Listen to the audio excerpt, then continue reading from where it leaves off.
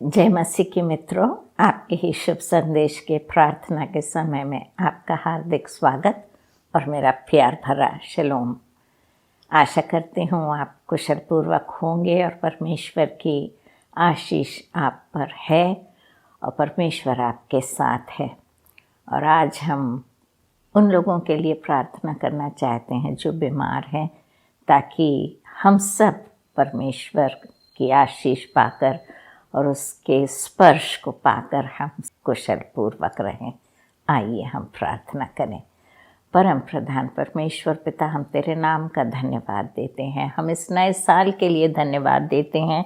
हमने इस नए साल में प्रवेश किया है परमेश्वर, और तेरी कृपा दृष्टि हम पर बनी हुई है।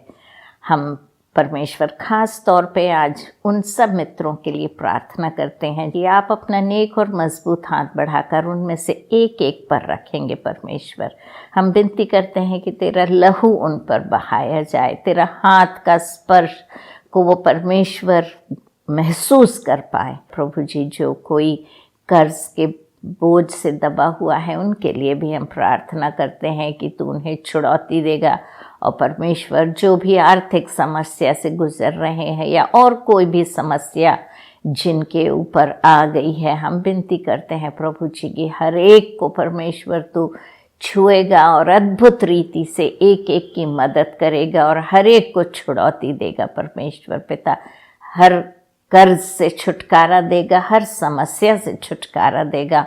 और होने दे परमेश्वर, जैसे हम सब मिलकर तेरी स्तुति और आराधना करते हैं कि तू हमसे प्रसन्न होगा और हम पर अपनी आशीष बरसाएगा।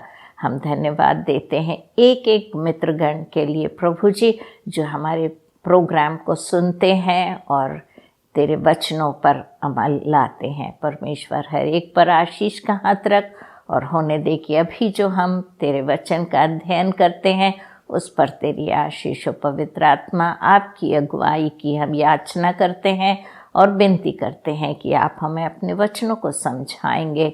और जैसे हम आपके वचन समझते हैं प्रभु जी, उस पर ना सिर्फ सुनने वाले परंतु उस पर चलने हारे बन सकें। आशीषों के लिए हृदय से धन्यवाद देते हुए प्रभु यीशु मसीह के नाम से हम ये प्रार्थना मांगते हैं। सुन और ग्रहण कर। आमीन, आमीन और आमीन। मित्रों, हम आपको फिर से एक बार अपने प्रार्थना योद्धाओं के बारे में भी याद दिला दें कि वो आपके फ़ोन का इंतज़ार कर रहे हैं। अगर कोई भी समस्या से आप जूझ रहे हैं तो ज़रूर उन्हें फ़ोन कीजिए। वो आपके साथ प्रार्थना करेंगे। तत्पश्चात वो आपके लिए प्रार्थना करते रहते हैं। और मैं भी आपके लिए, जब आप YouTube पर हमारा प्रोग्राम देखती हैं और कमेंट सेक्शन में जब आप वहाँ पे पोस्ट करती हैं, तब वहाँ से मैं आपका नाम लेके आपके लिए प्रार्थना करती हूँ। तो हमारा प्रोग्राम देखते रहिए, लाइक और शेयर करते रहिए, ताकि जैसे आप आशीषित होते हैं वैसे ही दूसरे भी आशीष पाएँ और हम प्रभु का वचन कोने कोने तक फैलाने लायक बन सकें। तो आइए हम आगे बढ़ें अपने वचनों में। जो परमेश्वर के वचन हम जिनका मनन कर रहे थे, हम लूका रचित सुसमाचार और उसका 15वां अध्याय कर रहे हैं। हमने 2 दृष्टांत खत्म किए हैं। एक तो खोया हुआ सिक्का और एक था जो खोई हुई भेड़। ये 2 हमने खत्म किए हैं। अब जो तीसरा है वो है उड़ाऊ पुत्र का दृष्टांत या खोए हुए पुत्र का दृष्टांत। और ये कुछ लंबा है, तो शायद हमें 2 एपिसोड्स इसमें लग जाए, क्योंकि इसे हम आराम से करेंगे और हम देखेंगे इसमें ना सिर्फ उड़ाऊ पुत्र को परंतु पिता को देखेंगे और उसके बड़े भाई को भी देखेंगे। और हम देखेंगे कि हम कहाँ पर हैं, हम किस जगह फिट होते हैं और हम कौन सी भूमिका निभा रहे हैं और हमें क्या अपने भूमिका को बदलना है और हमें कैसे अपना जीवन बिताना है। तो ये एक बहुत ही महत्वपूर्ण दृष्टांत है और इसे हम ध्यान दें कि परमेश्वर हमसे क्या बातें करने जा रहा है। लिखा है, 11वें वचन से पढ़ रही हूँ। लिखा है, फिर उसने कहा, किसी मनुष्य के 2 पुत्र थे। उनमें से छोटे ने पिता से कहा, हे पिता, संपत्ति में से जो भाग मेरा हो वह मुझे दे दीजिए। उसने उनको अपनी संपत्ति बांट दी। तो यहाँ पर 2 लाइन में लूका ने बहुत कुछ कह दिया है। और वो कहते हैं कि एक इंसान के 2 पुत्र थे, बड़ा बेटा और छोटा बेटा। तो छोटा बेटा अपने पिता से कहता है, संपत्ति में जो भाग मेरा है मुझे दे दे। और लिखा है कि और उस पिता ने उसकी संपत्ति दोनों में बांट दी। तो ये इतनी आसानी से नहीं हुआ होगा। यहाँ पे माँ का जिक्र नहीं है, पता नहीं माँ थी या नहीं थी। यदि माँ रहती तो माँ अपने परिवार को जोड़े रखती है और इतनी आसानी से अपने बच्चों को नहीं छोड़ती। परंतु बाप जो है वो अलग तरीके से उसका व्यवहार बच्चों के साथ रहता है। यदि बच्चे कुछ मांगते हैं तो अक्सर माँ रहती है जो उन्हें डिसिप्लिन करती है और कहती नहीं, तुम्हें ये चीज़ नहीं दी जाएगी और तुम ये नहीं ले सकते। और फिर वो बाप के पास जाके वो चीज़ ले लेते हैं और फिर माँ और बाप का झगड़ा होता है कि जब मैंने मना किया था तो तुमने क्यों उसको दिया। और पिता कहता है बच्चा है, जाने दो, मांग रहा था, खुश हो गया, दे दिया हमने। तो इस प्रकार से मेरे घर में तो ऐसा ही होता था कि वो लोग मुझसे नहीं मांगते थे कोई भी चीज़, क्योंकि मैं थोड़ी स्ट्रिक्ट थी बच्चों के साथ। लेकिन उनके पिता जो भी वो मांगते थे उन्हें दे देते थे। और इसी प्रकार का पिता हम यहाँ देखते हैं कि पिता के पास छोटा बेटा जाता है और कहता है अपनी संपत्ति हमारे बीच में बांट दो। ये संपत्ति बांटने का काम जो है ये जीते जी नहीं होता है। हम सबको मालूम है कि संपत्ति मरने के बाद बढ़ती है। तो छोटा बेटा इतना मतलब उसने ये भी नहीं सोचा कि मेरे बाप को कैसा लगेगा यदि मैं उससे संपत्ति बांटने को कहूँगा, क्योंकि संपत्ति तो मरने के बाद बढ़ती है। तो क्या मैं उससे ये कह रहा हूँ कि तेरे जीने और मरने से मुझे कुछ फ़र्क नहीं पड़ता, मेरा हिस्सा मुझे दे दे, चाहे तू मरे या जिए उसकी मुझे परवाह नहीं है।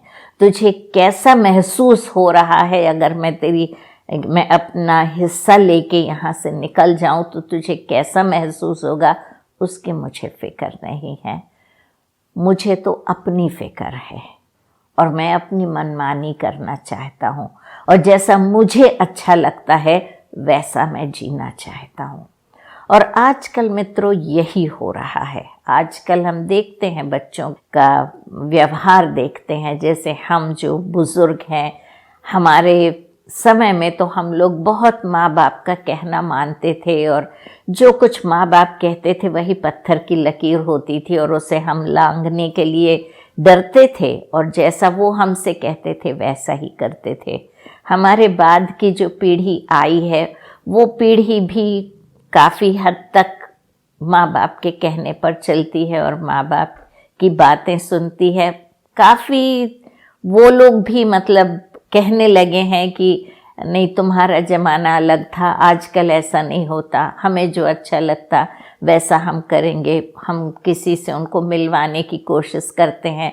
हम तो सीधे जाके गुड मॉर्निंग गुड आफ्टरनून कह देते थे। जो भी हमारे मामा चाचा नाना दादा होते थे या जो भी रिश्तेदार आते थे तो हमको बुलाया जाता था, देखो फूफा आए हैं, देखो फूफी आई है, देखो मामा मामी आए हैं। और हम खुशी खुशी जाके उनसे मिलते थे, उनको विश करते थे, उनका आदर सत्कार करते थे। तो इस प्रकार से हम करते थे। लेकिन हमारे बच्चे उतना नहीं मिलना चाहते, थोड़ा बहुत मिल लेते हैं लेकिन उतना घुल मिलकर उनसे परिवार के समान नहीं रहना चाहते। और अब और आने वाली पीढ़ी और क्या करने जा रही है हमें नहीं मालूम, लेकिन हर एक पीढ़ी अलग होती है। और आजकल जो पीढ़ी है वो कह रही है कि हमें जो अच्छा लगता है हम करेंगे, आप हमारे साथ जोर ज़बरदस्ती मत कीजिए, आप हमसे मत कहिए कि हमें कैसे अपना जीवन बिताना, हमें मालूम है। और टेक्नोलॉजी आजकल की ऐसी है कि हमारे बच्चे हमसे काफ़ी आगे निकल गए हैं। फ़ोन भी जब हम यूज़ करते हैं तो हमें ज़्यादा यूज़ उसका क्या क्या करना है नहीं आता, उसमें कितने ऐप्स हैं जिसके बारे में हमको कुछ भी नहीं मालूम, और हर एक चीज़ के लिए हमें अपने बच्चों से पूछना पड़ता है, बेटा अब ये हुआ है इसके लिए क्या करना है, और फिर वो खटाखट अपनी उंगलियों से इतनी जल्दी जो कुछ करना रहता करते और कहते हो गया ये ले लो, और हमारी समझ में कुछ भी नहीं आता।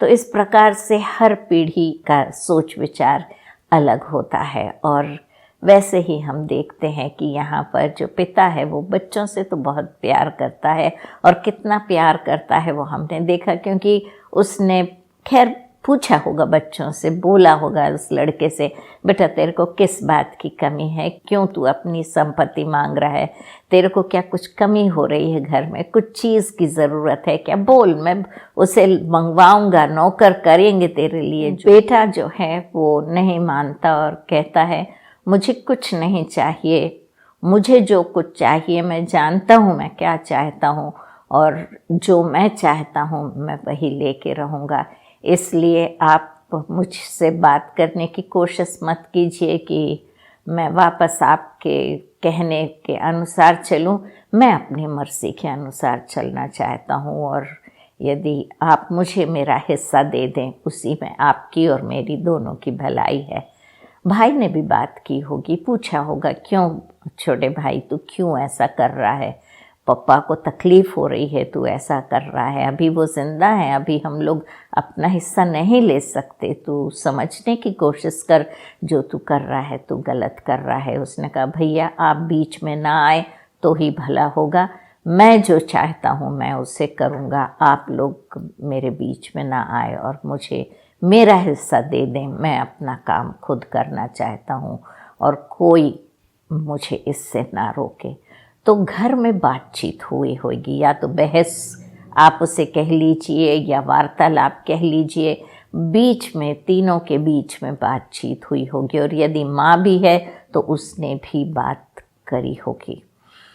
लेकिन सब मिल मिला के इस छोटे बेटे ने जिद जो पकड़ी थी उसी पे अड़ा रहा, और अपनी जिद उसने पूरी करी, क्योंकि लिखा है कि उनके पिता ने उनको अपनी संपत्ति बांट दी।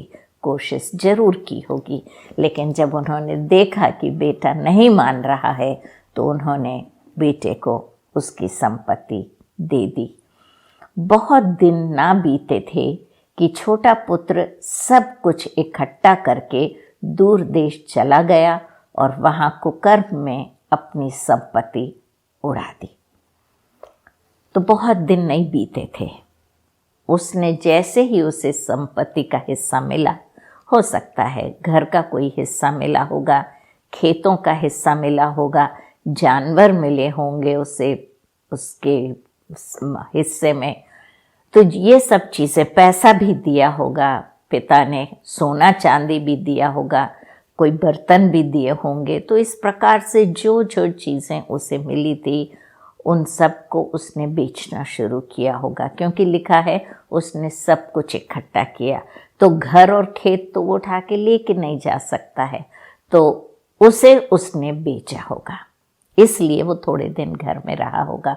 और पिता को कितनी तकलीफ हुई होगी जब वो खेत बिका होगा, जब वो घर बिका होगा, और जब उसने जो भी बर्तन उसके घर में होंगे या सोने चांदी के चीज़ें होंगी उन सब की उसने बिक्री की होगी। कितने मेहनत से पिता ने ये सब जुटाया था, कमाई की थी और इन्हें खरीदा था, और सोचा था कि मेरे बेटे मेरे बाद इन चीज़ों को आगे बढ़ाएंगे। लेकिन उन्हें बहुत तकलीफ़ हुई होगी, लेकिन उस बेटे ने अपने पिता की तकलीफ़ के बारे में थोड़ा भी ध्यान नहीं दिया कि आखिर मेरा पिता मेरे इस कार्य से कैसा महसूस कर रहा है, या कितनी तकलीफ़ से, मानसिक तकलीफ़ से गुजर रहा है, उसे कितनी तकलीफ़ हो रही होगी ये सोच के कि मैं ये सारी चीज़ें बेच रहा हूँ, और जब मैं ये चीज़ें बेच रहा हूँ तो उसे ये बात समझ में आ रही है कि मैं घर छोड़ के जाऊँगा। और वो पिता के बारे में बिल्कुल नहीं सोचता, वो सिर्फ उसका ध्यान अपनी ओर लगाए हुए है, मुझे क्या चाहिए, मैं कैसा जीना चाहता हूँ। और जो चीज़ें वो ग्रहण कर रहा था पिता से ही ग्रहण कर रहा था और पिता को ही चोट पहुंचा रहा था। और उसने जरा भी उनकी जो दिल की हालत थी उससे बिल्कुल उसने ध्यान नहीं दिया और सारी चीज़ें बेचकर तैयार हो गया और जितना पैसा बटोर सकता था बेच बाच के वो सब बटोर के एक दूर देश चला गया। और लिखा है वहाँ कुकर्म, उसने लिखा है कुकर्म में अपनी संपत्ति उड़ा दी। तो कुकर्म क्या किया होगा? जाके दोस्त बनाए होंगे, शराब, औरतें और जुआ खेलना, इसी बात में मन जैसा उसका मन में आता था उस प्रकार से उसने पैसा उड़ाना शुरू किया। और जब हमारे पास पैसा होता है और हम उसे खर्चा करते हैं तो बहुत से दोस्त हमारे बन जाते हैं। और वो दोस्त हमारे दोस्त इसलिए नहीं बनते क्योंकि वो हमसे प्यार करते हैं, लेकिन वो इसलिए बनते हैं क्योंकि हम पैसा उन पर उड़ा रहे हैं और वो उसका फ़ायदा उठाने के लिए दोस्ती करके उसके पास जुड़ गए थे और उसके साथ समय बिता रहे थे। परंतु हम देखते हैं यहाँ पर कि लिखा है कि उसने सारे अपनी संपत्ति उड़ा दी। जब वह सब कुछ खर्च कर चुका तो उस देश में बड़ा अकाल पड़ा और वह कंगाल हो गया। तो मित्रों, जब हम अपनी मनमानी करते हैं, जब हम अपने पिता की बात नहीं सुनते हैं, वो जो हमें समझ बूझ देते हैं और सलाह देते हैं तो हम उसकी परवाह नहीं करते। हम बड़े बूढ़ों को सोचते हैं कि इनको क्या मालूम, हमें सब कुछ मालूम है और हम जो कर रहे हैं वो ठीक है। और जब हमारे बड़े बूढ़े हमसे कहते हैं बेटा ये काम जो तुम अपने हाथ में ले रहे हो या ये जो काम तुम कर रहे हो ये गलत है, इससे तुमको फ़ायदा नहीं होगा, तो हम उनकी बातें नहीं सुनते हैं। हम सोचते हैं ये बूढ़े हैं, बेकार हैं, हमारी अकल इनसे ज़्यादा है, हम इनसे ज़्यादा जानते हैं और हम इनसे अच्छा कर सकते हैं। हो सकता है टेक्नोलॉजी बड़े बूढ़ों को उतनी नहीं आती हो, परंतु उम्र के साथ हम बहुत कुछ सीख जाते हैं और परमेश्वर की जो अनुग्रह परमेश्वर का होता है और जो ज़िंदगी में हम देखते हैं और जो पाठ हम सीखते हैं अपने जीवन से, वो पाठ बहुमूल्य होते हैं। और जो कुछ हमारे यंगर जेनरेशन है, आने वाली पीढ़ी है, यदि वो मेंटरिंग के लिए अपने माता पिता या नाना नानी या दादा दादी के साथ थोड़ा समय बिताएंगे तो वो बहुत कुछ समझ बूझ उनसे इकट्ठा कर सकते हैं। बड़े लोग बेकार नहीं होते, परमेश्वर का ज्ञान और उनको जीवन का ज्ञान होता है, तो हम उनकी बात पर भी कुछ ध्यान दें। यहाँ पर उसने कुकर्म में सारे पैसे उड़ा दिए और लिखा है वहाँ पर ये सब होने के बाद देश में बड़ा अकाल पड़ा। और जब अकाल पड़ा तो वो कंगाल हो गया, उसके पास कुछ भी नहीं था और वो कंगाल हुआ, इसलिए वह उस देश के निवासियों में से एक के यहाँ जा पड़ा। उसने उसे अपने खेतों में सूअर चराने के लिए भेजा। तो वहाँ अकाल पड़ा और इस लड़के के पास कुछ भी नहीं था। लिखा है वो कंगाल हो गया। और जब वो कंगाल हो गया तो वो अपने मित्रों के पास जरूर गया होगा जिनके ऊपर उसने खर्चा किया था, जिनके साथ मिलकर उसने पैसे उड़ाए थे, जो कहते थे कि वो उसके मित्र हैं और वो उसे चाहते हैं, उनके दरवाजे गया होगा। लेकिन दूर से ही उन्होंने उसे देखकर अपने दरवाजे खिड़की बंद कर लिए होंगे और उसने कितना भी खटखटाया होगा तो उन्होंने दरवाजे नहीं खोले होंगे। जिन्होंने खोला होगा उन्होंने भी कहा होगा मित्र माफ़ करना, अकाल पड़ा हुआ है, हम तुम्हारी मदद नहीं कर सकते। दर दर भटका होगा वो, लेकिन किसी ने भी उसकी मदद नहीं की। इसलिए मित्रों, हमें सोच समझ के अपने मित्रों को बनाना है। हम हर एक को अपना मित्र ना समझें। हाँ, दोस्ती सबसे करें, लेकिन जो मित्रता होती है उसे हम देख समझ के करें कि हम मेल मिलाप सबसे रखें, बातचीत सबसे करें, लेकिन जो दोस्त होते हैं हमारे करीबी दोस्त, उन्हें हम सावधानी से चुनें। ऐसे दोस्त जो ईमानदार रहें, जो हमसे सचमुच में प्यार करें और बुरे वक्त में जो हमारे साथ खड़ी रहें। यहाँ हम देखते हैं कि किसी ने भी उसे सहारा नहीं दिया, परंतु किसी एक के घर जाकर उसे कुछ सहारा मिला, लिखा है। इसलिए उस देश के निवासियों में से एक के यहाँ वो जा पड़ा। उसने उसे खेतों में सूअर चराने के लिए भेजा। तो जो सहारा भी उसे मिला वो ऐसा सहारा मिला कि उस इंसान ने उसे सूअर चराने के लिए कहा। मित्रों, सूअर या पिगरी जहाँ कहते हैं, जहाँ सूअर रहते हैं, बहुत गंदी जगह होती है और बहुत दुर्गंध आती है, इतनी ज़्यादा कि वहाँ पर खड़े भी नहीं रह सकते, उतनी दुर्गंध आती है। और वो बहुत कीचड़ से भरी हुई जगह होती है, बहुत गंदी जगह होती है जहाँ सूअर रहते हैं।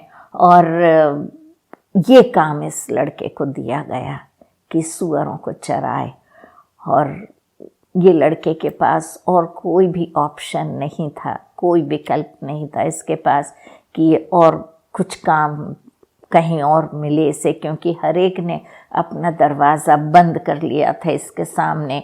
तो ये सूअरों को चराने के लिए तैयार हो गया, क्योंकि लिखा है, और वह चाहता था कि उन फलियों से जिन्हें सूअर खाते थे अपना पेट भरे, और उसे कोई कुछ नहीं देता था। तो जो सूअर खाते थे वही खाकर वो अपना पेट भरता था। तो उसकी जो तनख्वाह थी वो सूअर की फली थी। पेट भरने के लिए उसे जो मिलता था वो सूअर की फली मिलती थी। मित्रों, हम सावधान हो जाएं कि हम कौन सी रास्ते चल रहे हैं। हम देखें गलत रास्ते पे तो नहीं है, क्योंकि यदि हम गलत रास्ते पे चलेंगे मित्रों, तो हम ऐसी जगह पहुंचेंगे जहां पर हमें गंदगी में रहना पड़ेगा और उसी का सामना करना पड़ेगा। लिखा है वो वही फलियाँ खाकर अपना पेट भरता था। तो यहाँ पर उसकी हालत इतनी बुरी हो गई थी कि दुर्गंध में रहना, कीचड़ में रहना, देखभाल करने वाला कोई भी नहीं था, कोई उसका लेखा लेने वाला कोई नहीं था कि कैसी तबीयत है या पेट भरा है कि नहीं है। फलियाँ खाकर, पेट भर के, पानी पी के और उन सूअरों की देखभाल वो करता था। जब वह अपने आपे में आया तब कहने लगा, मेरे पिता के कितने ही मजदूरों को भोजन से अधिक रोटी मिलती है और मैं यहाँ भूखा मर रहा हूँ। तो लिखा है कि वो जब सूअरों की देखभाल कर रहा था तब वह अपने आपे में आया।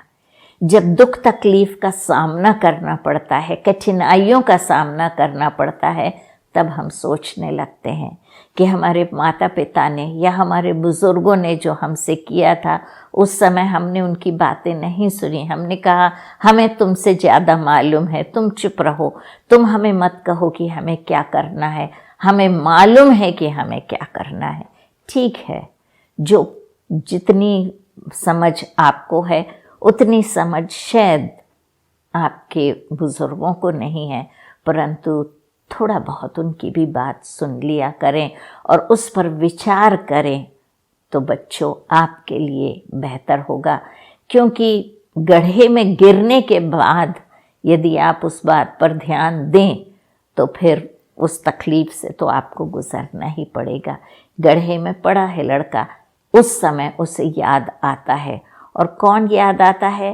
पिता के घर के मजदूर याद आते हैं। भाई याद नहीं आता, मजदूर याद आते हैं, क्योंकि अभी उसकी हालत मजदूरों से भी गई बीती है। वो कहता है मेरे पिता के घर में जो मजदूर काम करते हैं उन्हें भी ज़रूरत से ज़्यादा रोटी मिलती है। दो प्रकार के मजदूर उस समय में होते थे। एक मजदूर वो होते थे जो सुबह से शाम तक आके काम करके जाते थे, या कुछ समय के लिए काम करने आते थे, या तो खेत में या घर में। लेकिन कई नौकर ऐसे भी होते थे जो घर में रहकर 24 घंटे काम के लिए लगे रहते थे। और ये उन मजदूरों को याद कर रहा है कि चाहे आके जाने वाले मजदूर हों या वहीं रहने वाले मजदूर हों, दोनों को पेट भर के खाना मिलता, बल्कि उससे ज़्यादा भी मिलता। और मैं यहाँ भूखा मर रहा हूँ। लिखा है भूखा, सिर्फ भूखा हूँ नहीं लिखा है, भूख से मर रहा हूँ। मतलब उसे कितनी भूख लगती होगी। आप सोच के देखिए कि वो सूअर की फलियाँ कैसी होती होंगी और ज़मीन पर से उठाकर उसे खाना पड़ता होगा, या बास्केट में भी, टोकरी में भी होती होगी, तो वो टोकरी कोई साफ टोकरी नहीं होती होगी, क्योंकि वो इंसान के लिए नहीं, जानवर के लिए इस्तेमाल की जाती थी। तो वो गंदी टोकरी में फलियाँ आती होंगी और वो फलियाँ उन्हें देता होगा, और जो बची कुची फलियाँ रहती थी उन्हें वो निकाल के खाता था। वो पका नहीं सकता था, या आंच लगा के वो पकाता भी होगा तो उसका क्या टेस्ट रहता होगा, क्या स्वाद रहता होगा। इस प्रकार से उसका जीवन जब बीत रहा था, तब उसे अपने पिता के घर की याद आई। इसके आगे क्या होता है हम अगले हफ्ते देखेंगे।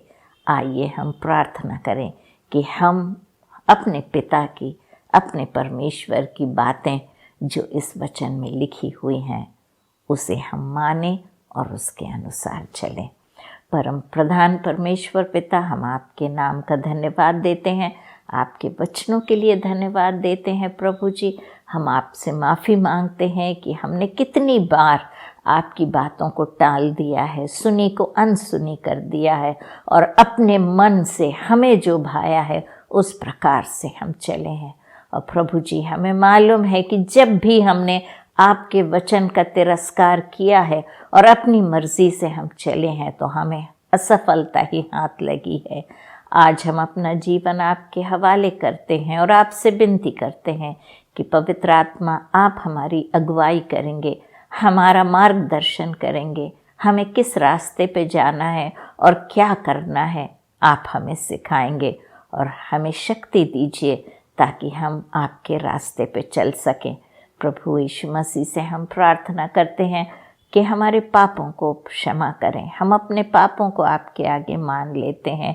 हमें परमेश्वर पापों से मुक्ति दीजिए, अपने लहू से हमें धोइए और अपने बेटे और बेटी बनाइए, ताकि हम आपके राज्य में प्रवेश कर सकें और अनंत जीवन के भागी बन सकें। आशीषों के लिए हृदय से धन्यवाद देते हुए प्रभु यीशु मसीह के नाम से ये प्रार्थना मांगते हैं। सुन और ग्रहण कर। आमीन, आमीन और आमीन।